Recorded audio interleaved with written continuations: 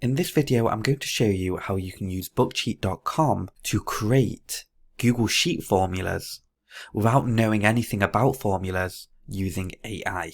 Inside your Bookcheat portal, go ahead and click on the Google Formula Creator. In the description area, let's start things off and say that we want to create a formula that will change the background color of a cell in a specific column based on the text, such as yes or no.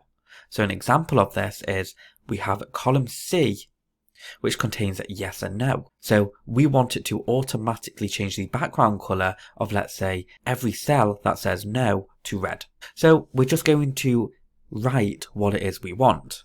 For column C, change the background to red if the text is no, and then do generate result. So this doesn't actually require a formula, it's telling us the step-by-steps that we want to do. What if we want to, say, capitalize all the text inside column A?